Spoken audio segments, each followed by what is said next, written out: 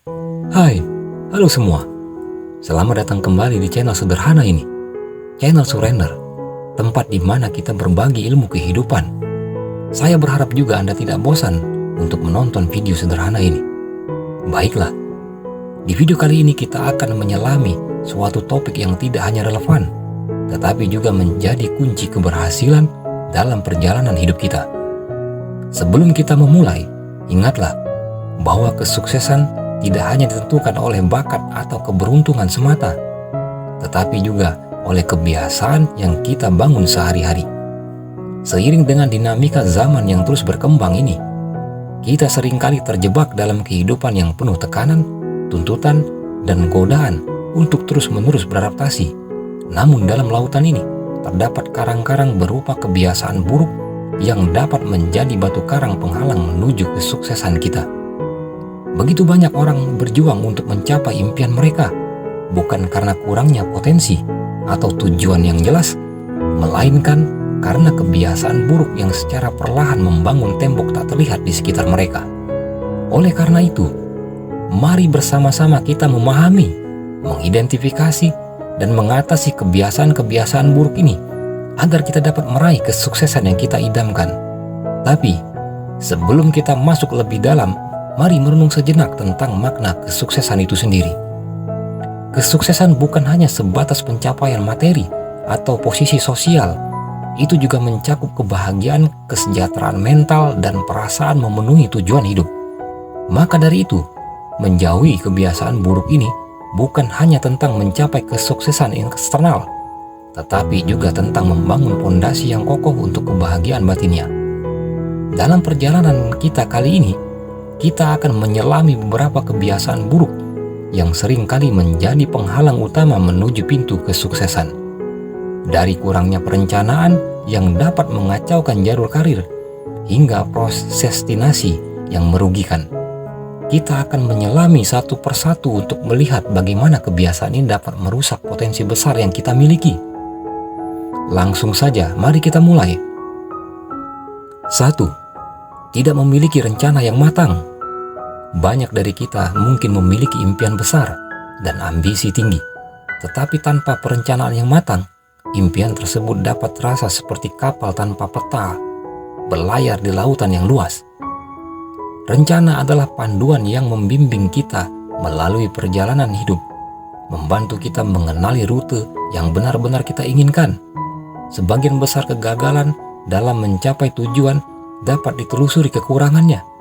Perencanaan yang tidak efektif, tanpa arah yang jelas, kita mungkin merasa tersesat atau kehilangan motivasi. Saat menghadapi rintangan, untuk menghindari jebakan ini, kita perlu merinci tujuan jangka panjang dan jangka pendek, serta membuat rencana kerja yang realistis. Langkah pertama adalah menentukan tujuan hidup kita. Apakah itu karir yang sukses, kehidupan keluarga yang bahagia, atau kontribusi positif kepada masyarakat? Kita perlu memiliki visi yang jelas tentang apa yang kita inginkan, tentang apa yang kita tuju. Ini ditetapkan, kita dapat merinci langkah-langkah yang diperlukan untuk mencapainya. Perencanaan yang baik mencakup pengaturan prioritas, menetapkan batas waktu, dan mengidentifikasi sumber daya yang diperlukan. Ini membantu kita tetap fokus dan terorganisir dalam mengejar tujuan kita. Jangan ragu untuk merayakan pencapaian kecil sepanjang perjalanan itu. Dapat memberi motivasi tambahan. Mari kita pelajari dari tokoh-tokoh inspiratif yang telah berhasil merencanakan karir dan kehidupan mereka. Mereka mungkin telah menghadapi rintangan, tetapi dengan rencana yang matang, mereka berhasil mengubah tantangan menjadi peluang. Melalui bagian ini, kita diingatkan akan kekuatan rencana yang kokoh dan bagaimana itu dapat menjadi fondasi untuk membangun kehidupan yang memuaskan. Sebuah rencana yang baik adalah peta jalan menuju kesuksesan, dan dengan itu kita dapat lebih percaya diri dan optimis menghadapi masa depan. 2. Salah membuat prioritas. Salah satu hambatan besar menuju kesuksesan adalah ketidakmampuan untuk membuat prioritas yang tepat. terlalu sering kita terjebak dalam siklus aktivitas tanpa arah yang jelas, menyebabkan pemborosan waktu dan energi pada hal-hal yang kurang penting. Membuat prioritas adalah seni yang memerlukan pemahaman mendalam tentang tujuan jangka panjang dan kemampuan untuk memilah-milah tugas yang mendukung pencapaian tujuan tersebut. Ketidakmampuan untuk membuat prioritas dapat mengakibatkan penyebaran energi tidak fokus secara merata di berbagai bidang tanpa mencapai tujuan yang signifikan dalam satu area tertentu. Hal ini sering disebabkan oleh kurangnya pemahaman tentang tujuan dan nilai-nilai yang benar-benar penting dalam hidup kita.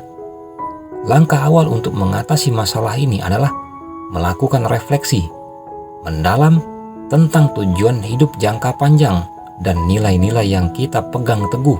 Apa yang benar-benar penting bagi kita? Apa tujuan utama yang ingin kita capai? Dengan memiliki visi yang jelas tentang masa depan yang diinginkan, kita dapat mulai menyusun prioritas yang sesuai. Penting untuk memahami perbedaan antara keinginan dan kebutuhan. Terlalu sering kita cenderung menghabiskan waktu pada hal-hal yang mungkin menyenangkan atau populer saat ini, tanpa mempertimbangkan dampak jangka panjang terhadap tujuan kita. Mengidentifikasi apa yang benar-benar mendukung pencapaian tujuan kita, membantu kita fokus pada tugas yang benar-benar memprioritaskan kemajuan. Ini dapat membantu kita menilai dan menyusun prioritas tugas dengan lebih efektif. Ini melibatkan untuk memisahkan tugas-tugas yang mendesak dan penting dari yang tidak mendesak dan kurang penting. Penting juga untuk berani mengatakan tidak. Terkadang kita terlalu terbuka terhadap permintaan dan tugas dari orang lain tanpa mempertimbangkan dampaknya terhadap tujuan kita sendiri.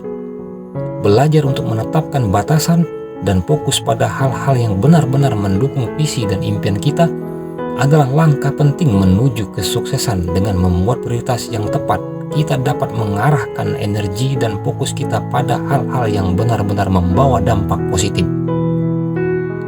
Ini membantu kita memaksimalkan efisiensi, meningkatkan produktivitas, dan yang paling penting, mengarahkan kita pada jalur menuju kesuksesan yang sesuai dengan tujuan kita. 3. Prokrastinasi.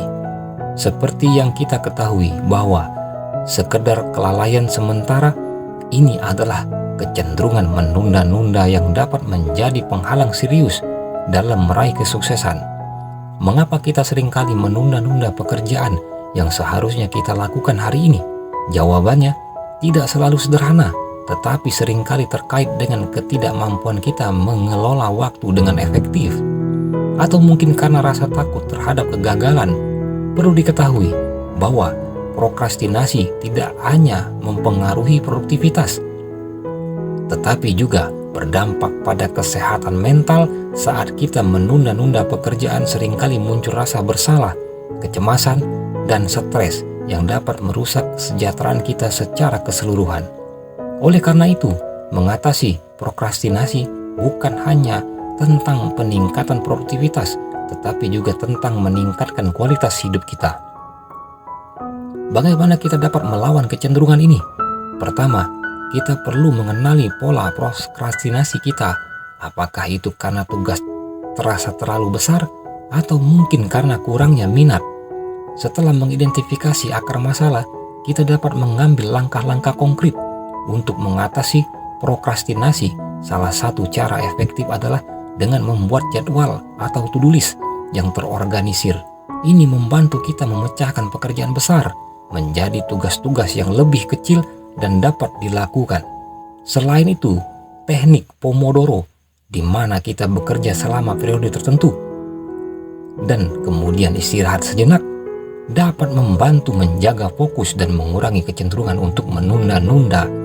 Mari kita belajar dari kisah sukses orang-orang yang berhasil mengatasi prokrastinasi. Setiap langkah kecil untuk mengatasi prokrastinasi adalah investasi dalam kesuksesan masa depan kita. 4. Kurangnya disiplin.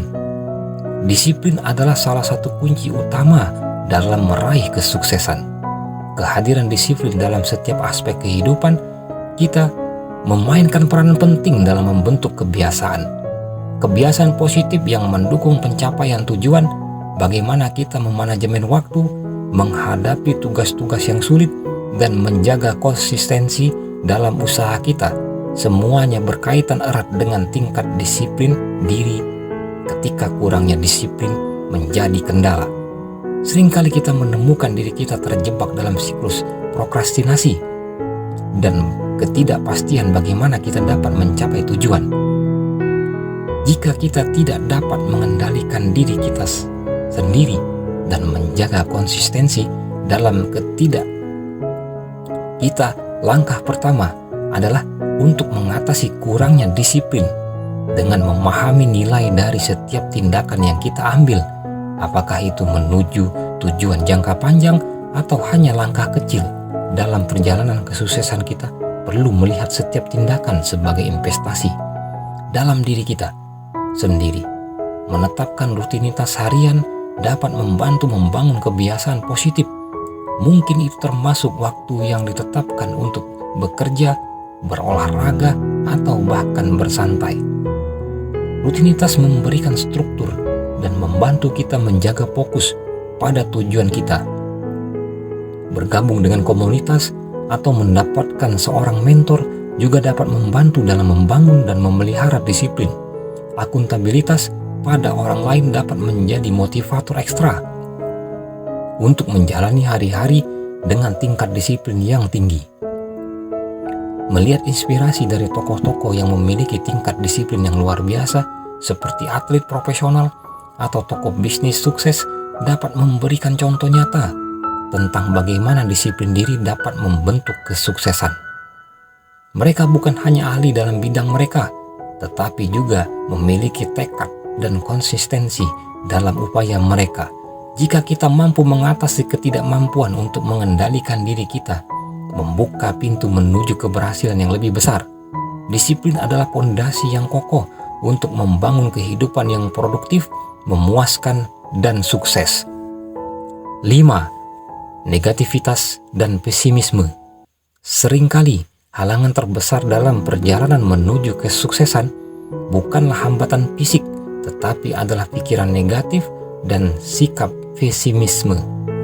Bagaimana kita melihat diri kita sendiri tentang dan peluang memiliki dampak besar terhadap kemampuan kita untuk meraih impian.